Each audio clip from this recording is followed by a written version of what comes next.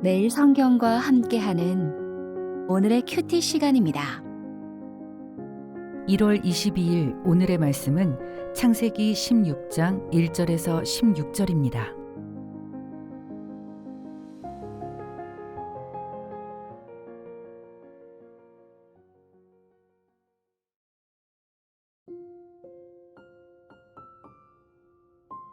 아브람의 아내 사레는 출산하지 못하였고 그에게 한 여종이 있으니 애굽 사람이요 이름은 하갈이라. 사레가 아브람에게 이르되 여호와께서 내 출산을 허락하지 아니하셨으니 원하건대 내 여종에게 들어가라. 내가 혹 그로 말미암아 자녀를 얻을까 하노라 하매 아브람이 사레의 말을 들으니라. 아브람의 아내 사레가 그 여종 애굽 사람 하갈을 데려다가 그 남편 아브람에게 첩으로 준 때는 아브람이 가나안 땅에 거주한 지 10년 후였더라. 아브람이 하갈과 동침하였더니 하갈이 임신하매 그가 자기의 임신함을 알고 그의 여주인을 멸시한지라. 사레가 아브람에게 이르되 내가 받는 모욕은 당신이 받아야 옳도다. 내가 나의 여종을 당신의 품에 두었거늘 그가 자기의 임신함을 알고 나를 멸시하니 당신과 나 사이에 여호와께서 판단하시기를 원하노라. 아브람이 사레에게 이르되 당신의 여종은 당신의 수중에 있으니 당신의 눈에 좋을 대로 그에게 행하라 하매 사레가 하갈을 학대하였더니 하갈이 사레 앞에서 도망하였더라. 여호와의 사자가 광야의 샘물 곁 곧 술길 샘 곁에서 그를 만나 이르되 사레의 여종 하갈아 내가 어디서 왔으며 어디로 가느냐. 그가 이르되 나는 내 여주인 사레를 피하여 도망하나이다.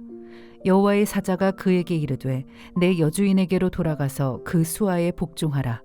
여호와의 사자가 또 그에게 이르되 내가 내 씨를 크게 번성하여 그 수가 많아 셀 수 없게 하리라.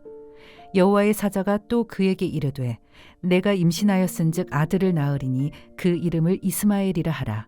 이는 여호와께서 내 고통을 들으셨음이니라. 그가 사람 중에 들나귀같이 되리니 그의 손이 모든 사람을 치겠고 모든 사람의 손이 그를 칠지며 그가 모든 형제와 대항에서 살리라 하니라. 하갈이 자기에게 이르신 여호와의 이름을 나를 살피시는 하나님이라 하였으니 이는 내가 어떻게 여기서 나를 살피시는 하나님을 배웠는고 함이라. 이러므로 그 샘을 부엘라 헤로이라 불렀으며 그것은 가데스와 베렛 사이에 있더라.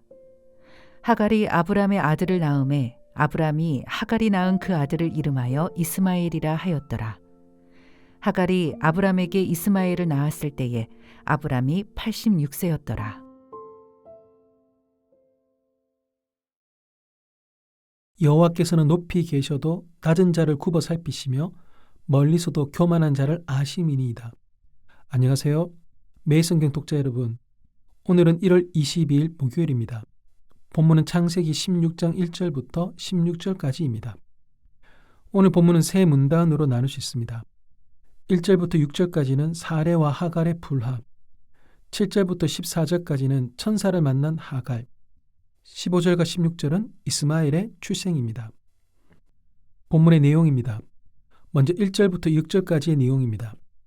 하나님께서 아브라함에게 내 몸에서 날 자가 내 상속자가 되리라고 말씀하셨지만 가나안 땅에 온 지 10년이 지났음에도 아브라함에게는 아직 자식이 없습니다. 아브라함의 아내 사레는 자식이 생기지 않는 상황의 대안으로 애굽 출신 여종 하갈을 선택하여 하갈을 아브라함에게 첩으로 내어주며 인간적인 방법으로 문제를 해결하려 합니다. 사레가 아브라함에게 여호와께서 내 출산을 허락하지 않았다고 말하는데 이 말은 여호와께서 아직 내 출산을 허락하지 않았다로 수정되어야 합니다. 아직 허락되지 않았지 영원히 허락되지 않은 것은 아니기 때문입니다. 아브라함은 사레의 독촉에 못 이겨 하갈과 동침합니다. 주인 아브라함의 아이를 임신한 하갈은 임신으로 인해 자기와 여주인의 권력 구조가 바뀌었다고 여겨 사레를 멸시합니다. 사레는 자신을 향한 하갈의 말과 행동과 눈빛이 이전과 달라진 것에 모욕을 느끼면서 아브라함에게 따집니다. 여종의 태도에서 억울함과 분노와 배신을 느낀 사레는 자기가 아브라함에게 하갈을 첩으로 준 것은 잊은 채 지금 일어난 일의 책임을 아브라함에게 돌립니다. 가장인 아브라함은 갈등을 중재하고 문제를 해결하기보다 모든 결정을 사레의 뜻에 맡겨버립니다. 이에 사레는 임신한 하갈을 혹독하게 학대하기 시작합니다. 집안이 지옥처럼 변해버리자 하갈은 차라리 강야가 낫겠다는 심정으로 강야로 도망칩니다. 다음으로 7절부터 14절까지의 내용입니다. 아침 드라마처럼 파국으로 치닫는 이야기에 여호와의 사자가 개입하면서 이야기가 새로워집니다. 여호와의 사자가 강야의 샘물에서 하갈을 만납니다. 여호와의 사자는 하갈의 이름을 부르고 그녀를 사레의 여종이라고 분명하게 말하면서 어디서 왔고 어디로 가는지를 묻습니다. 여호와의 사자가 하갈에 대해 모르지 않음에도 이런 질문을 하는 것은 하갈로 하여금 자신의 이야기를 하게 하려는 의도입니다. 강야에서 하갈의 사정을 직접 들은 여호와의 사자는 그녀에게 세 가지 메시지를 전합니다. 먼저는 하갈에게 다시 여주인에게로 돌아가 복종할 것을 명령하고, 이어 돌아간 뒤에도 하갈과 아이가 안전할 뿐 아니라 그 후손이 크게 번성하게 될 것이라는 복을 약속합니다. 마지막으로 태어날 아이의 이름을 하나님이 들으신다라는 뜻의 이스마엘이라 짓게 함으로써 하나님의 돌보심을 확증해 줍니다. 비록 이스마엘과 그의 후손들이 방랑하며 끊임없는 긴장과 갈등 속에서 살아갈 운명일지라도 그들 역시 하나님의 세밀한 관심과 긍휼 안에 있습니다. 거칠고 험한 인생이라고 해서 결코 버려진 인생은 아닙니다. 하갈은 여호와의 사자를 만난 셈을 나를 살피시는 살아계신 분의 우물이라는 뜻으로 부엘라 헤로이라 부릅니다. 마지막으로 15절과 16절의 내용입니다. 하갈은 여호와의 사자가 명한 대로 사레에게 돌아와 아들을 낳습니다. 그리고 약속받은 대로 아이의 이름을 이스마엘이라 짓습니다. 성경이 아브라함이 직접 아이의 이름을 지었다고 기록한 것을 보면 하갈이 돌아온 후 강야에서 만난 하나님과 그분이 주신 약속을 아브라함에게 말한 것으로 짐작됩니다. 이때 아브라함의 나이는 86세입니다. 성경이 그의 나이를 구체적으로 언급한 것은 인간적인 시간이 얼마 남지 않은 상황 속에서 과연 하나님의 약속이 어떻게 성취될지 깊은 궁금증과 기대를 갖게 합니다. 오늘 본문의 하나님은 어떤 분이십니까? 주인으로부터 쫓겨난 여종을 돌보고 살피십니다. 아브라함은 자신의 혈육을 품고 있는 하갈을 보호하기는커녕 사레의 기세에 눌려 그녀를 방치하고 싸늘한 태도로 대합니다. 사레는 하갈이 자기가 시킨 대로 아브라함의 첩이 되어 임신했는데도 학다하여 결국 도망치게 만듭니다. 애굽 사람으로 가나안 땅에서 종살이하며 마음 둘 곳 하나 없던 하갈이 주인을 피해 강야로 내몰려 생명조차 장담할 수 없을 때 하나님은 하갈과 그녀의 후손을 외면하지 않으시고 살피십니다.